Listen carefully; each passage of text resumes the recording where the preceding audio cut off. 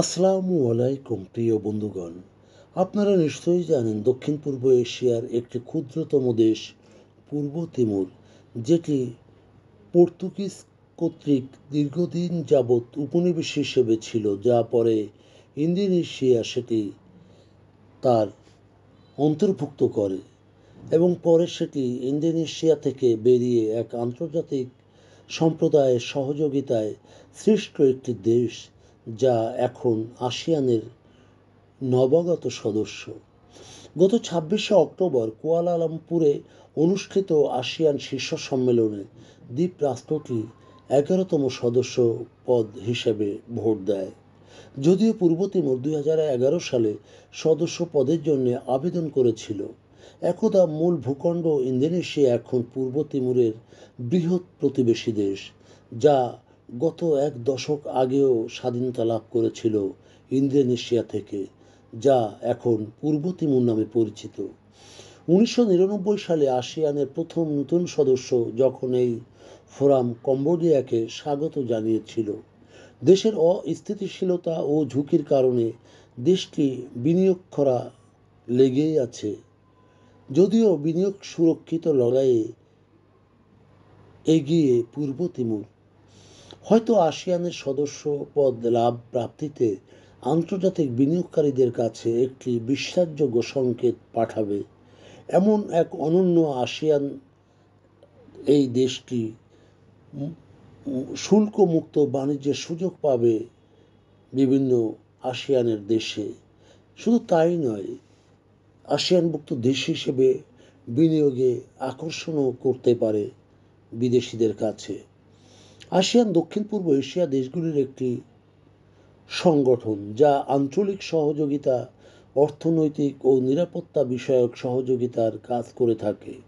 ১৯৬৭ সালে এটি প্রতিষ্ঠিত হয়। তখন ইন্দোনেশিয়া, সিঙ্গাপুর, মালয়েশিয়া, ফিলিপাইন ও থাইল্যান্ড নিয়ে গঠিত হয়েছিল। এরপর যুক্ত হয় লাওস, কম্বোডিয়া, ব্রুনাই ও মিয়ানমার।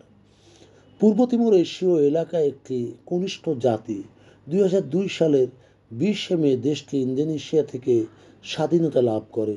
পূর্ব তিমুর ১৬ শতকে পর্তুগিজদের উপনিবেশ কেন্দ্র ছিল। পরে ১৯৭৫ সালে সমাজতান্ত্রিক পর্তুগাল সরকার সকল উপনিবেশ থেকে নিজেদের গুটিয়ে নেওয়ার সিদ্ধান্ত নেয়।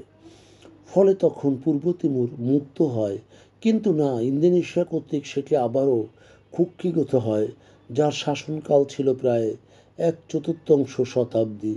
সেখানে মানবাধিকারের লঙ্ঘনেরও ঘটনা ঘটেছিল।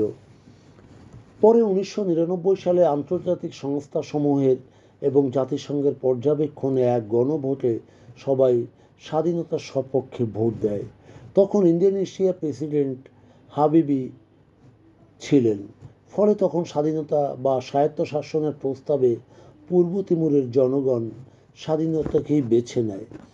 ২০০২ সালে পূর্ব তিমুর ২১ শতকের উষালগ্নে নূতন সার্বভৌম দেশ হিসাবে আত্মপ্রকাশ করে। স্বাধীনতার ২৩ বছর পরে রাস্তাঘাট, বিমানবন্দর, ইন্টারনেট অ্যাক্সেস সহ গুরুত্বপূর্ণ অবকাঠামো গড়ে তোলে পূর্ব তিমুর। ম্যালেরিয়া অধ্যুষিত পূর্ব তিমুর সেটিও নির্মূলে তারা সফলতা দেখিয়েছে। পূর্ব তিমুর খনিজ সম্পদে সমৃদ্ধ একটি দেশ, যেখানে তেল, গ্যাস সম্পদ নির্ভরতায় তাদের জিডিপি ৯০%-এরও বেশি। ২০২৪ সালে দেশটির জিডিপি প্রায় $২ বিলিয়ন পৌঁছায়, যা আসিয়ানের ক্ষুদ্রতম অর্থনীতি হিসেবে পরিগণিত হয়েছে। লাওস সেও ক্ষুদ্র দেশ, যার জিডিপি $১৬.৫ বিলিয়ন। যদিও পূর্ব তিমুরের তেল গ্যাস কূপগুলি এখন প্রায় শুকিয়ে এসেছে, তিমুর সাগরে বায়ুন্দানের গ্যাসক্ষেত্রটি সর্বশেষ বন্ধ হয়েছে। পূর্ব তিমুর রাজনৈতিক সুবিধার্থে দেশটি এখন চীন, মার্কিন, অস্ট্রেলিয়ার মতো বৃহৎ দেশগুলির সাথে যোগাযোগ এবং বিনিয়োগ সংক্রান্ত কাজে লাগাতে পারে, বিশেষ করে সিঙ্গাপুর ও ছোট দেশ। অতএব পূর্ব তিমুর সিঙ্গাপুরকে অনুসরণ করতে পারে এবং এটি আশাও করেছিল। তবে উন্নয়ন সুযোগকে কাজে লাগাতে পূর্ব তিমুর ভীষণভাবে তৎপর। দেশটি আসিয়ান প্রবেশাধিকার কাজে শুল্ক মুক্ত প্রবেশের অধিকার পাবে আসিয়ানভুক্ত দেশে। ভিয়েতনাম, লাওস, মায়ানমার, কম্বোডিয়া এগুলি কম উন্নত দেশ, তবে পূর্ব তিমুর আসিয়ান স্বীকৃতি পাওয়ার পর সেটি নিয়মিত নির্বাচন, শান্তিপূর্ণ রাজনৈতিক পরিবর্তন ও একটি প্রাণবন্ত নাগরিক সমাজের পূর্ব অভিজ্ঞতার মাধ্যমেই নির্মিত এই গণতান্ত্রিক আসিয়ানের শক্তিতে প্রতিফলিত করেছে এবং সদস্যপদ লাভ করেছে। পূর্ব তিমুরের প্রধানমন্ত্রী জানানা সুষমা গত 27শে অক্টোবর কুয়ালালামপুরের 47তম আসিয়ানের শীর্ষ সম্মেলনের 20তম অধিবেশনে যোগ দিয়ে এই সদস্যপদ নিশ্চিত করে ফিরতে পেরেছে। প্রিয় বন্ধুগণ, যদি আমাদের এই তথ্য গল্প আপনার ভালো লাগে তাহলে লাইক এবং শেয়ার দিন, এবং এখন আজ আমাদের সঙ্গে থাকার জন্য ধন্যবাদ।